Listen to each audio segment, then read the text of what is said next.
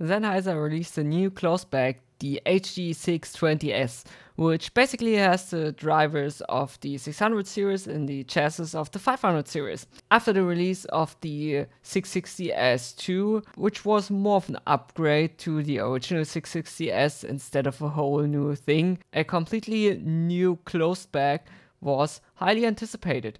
And in contrast to the 660S2, the 620S really is something new, because Sennheiser does not really have that many studio closed bag over ears in their repertoire, and especially in that price range, it is basically the only one now. I mean, there's the HD569 for kind of music listening, and the HD200 and the 280 for studio use, which are a little bit below 100, a little bit above 100, and then the HD300, which is not around anymore, which would be around 200. But then there is basically a huge hole, I think, and it goes on with the H20 and is already around 1,000 euro. So of course, because this one is like of public interest, I had to get it and compare the 620S to the Beyerdynamic 7070 Pro and the 770 Pro X. Sennheiser has always been very minimal about their packaging, so this is just a good sturdy cardboard box here, but don't expect much. What's going on here? How do I do this? Oh, like this. I'm just gonna break this stuff here. I don't care. Give me my stuff. I don't care about the box. I can imagine how this will sound in the video. Okay, I'm just gonna put all of this stuff here aside. Let's focus on important things here. Of course, you get the little paper stuff here, which is obviously very, very important. I know most of you do not know how to use headphones. I mind there. Put them on your ears. That's stuff that you have to know. Okay, you get this little bag here, and when I'm done opening this here, then I can finally show you the headphone. Oh my god, it's done. This is the HD620s. How do I break this? Yes, I did it. I did it. I'm just gonna put the shitty Sennheiser box aside here. Look what you get for your cable. Oh yeah, that's a screw-on adapter. So you have like a 3.5mm and a 6.3. And I guess that's all for the very entertaining unboxing experience here. Live at absolutely average audio reviews. I don't know what else to say. This is what you get with the box that you can put on the shelf and be a Sennheiser fanboy. I don't know what else to say. So if you had a Sennheiser studio headphone before, you know they use plastic, but very, very durable plastic, and it's no different here. I've had a few different Sennheisers in my hand, and you do notice a difference just how they feel in your hand between, let's say, the HD599 or 560S and the HD650. Both are plastic, but the more expensive ones feel more robust and just a bit less flimsy to handle. And this one here is right in between. I would say it does feel a bit better than the 560S, although it looks quite similar. Again, it has the chassis and the design of the 500 series. Maybe it's just a bit heavier than the 560S. You obviously have some metal reinforcements where it makes sense, like the headband here and just the sliders. And I think just overall, it feels like a very solid construction, typical Sennheiser. I do really like how it looks. It also looks more expensive than the 560S with this matte finish and the slightly rough texture on the ear cups. I don't know if you can see this really. See these little sprinkles there? That looks better in reality. And just like a really nice texture here, and feels a bit more luxurious without being flashy. I also think it's really damn cool how clearly you can see the driver inside the ear cups here. I'm just a fan of that, and I also love that Sennheiser does this in most of their open bag models, where you can see the driver from the outside, but it's even more clear here. It looks really, really cool. Cable is also fine. It's just a typical studio cable, I guess. And I do like that you do not get the 3-meter one that you got with the 560S and with the old 560S. Because if you're sitting right next to your amplifier or audio interface or something, and not even right next to it, like 3 meters are really long if your whole amplification, all the stuff is just around you. I think this is maybe 150, 160 or something. For me, that's perfectly useful. So although comfort with most of Sennheiser Studio and Pro line is pretty good for most people, there are noticeable differences, mostly in how strong the clamp force out of the box is. For example, most of the HD600 series has a pretty strong clamp that gets less over time and with use, but which can easily be too much for some people, while the 599 is regarded as one of the most comfortable headphones because of its low clamp and soft velour. Since this is a closed bag, Sennheiser does not use its signature velour pads, but rather a pleather type one, so it's basically fake leather. And I can already say there will certainly be no issues with the HD620s clamping too much, because it's a really reasonable amount. That's enough to not make it move around on your head and for passive noise cancelling, but it's still pretty average and the pads are really nice and soft. I could wear them the whole day without issues. Most people will like the oval shape of the Sennheiser ear cups, and your ears should fit easily inside there. The pads really feel like a high quality pleather type one, and I really think they did a great job. And the padding basically nullifies any pressure points that could otherwise be there. Pleather always, of course, amplifies sweating, especially when it's warmer outside, but on the inside here, the earpads are actually fenestrated, and I do feel like it does help, and my ears actually do not get that warm. And even being heavier than the 560S, they are still pretty light, and I get no hot spots on the top of my head. The headband works really well and evens out any pressure points on your head. On the first glance, it's always weird to see headband padding with this space here, but in practice it actually works really well. This was also something they changed on the Beyerdynamic DT 77 Pro X, which really was a change for the better because it made the headband just more comfortable. So yeah, really good comfort here. Absolutely no issues. So the thing everyone was curious about, the sound. Sennheiser did release a graph relatively early in which they compare to the HD600, which is basically what most people wanted, a closed bag HD600 with bass, I guess, which is mostly correct. But let's go through the sound here in detail and start with bass. The boost that starts in the lower bass stays evenly up until the mid bass and then gently rolls off to avoid upper bass bloat and just not muddy up the mid range. I do think they did the bass really well. The low bass and sub bass goes really deep and you get a nice full sound with a well textured rumble.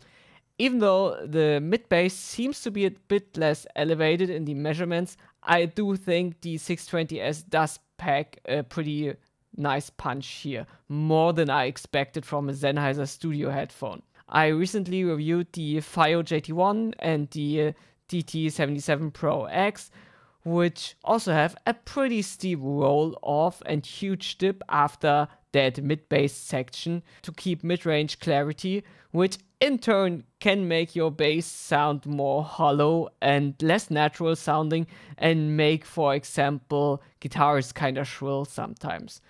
Which fortunately is not the case here. There is a bit of a dip in the 620S, but it's far less pronounced, so the natural body of instruments and vocals stays within your music. The whole bass section is done really well on the 620S. You get enough warmth in your sound, but it's not blanket-like and just makes everything sound more round and rich, so to say. I do think that fans of the HD600 may find the 620S to be a bit too bassy, because it's noticeably elevated above neutral. It's also not a bass that hits you really hard in the face, and it sounds a bit compressed, like for example kick drums are there and well present.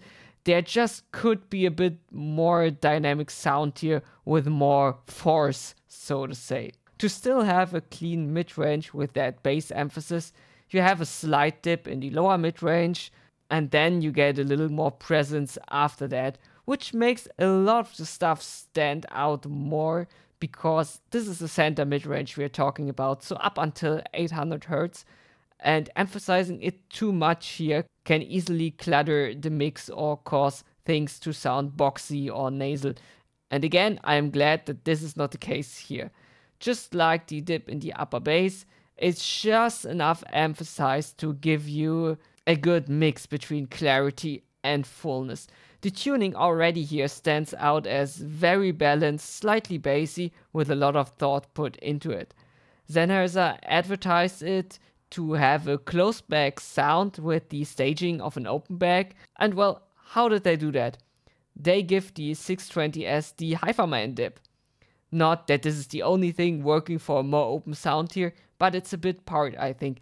Meaning the region around 1000 Hz to 2000 Hz is slightly de-emphasized, which again is an important frequency region for a lot of instruments and vocals, which just makes everything sound a little less forward and spaced out in the 620S.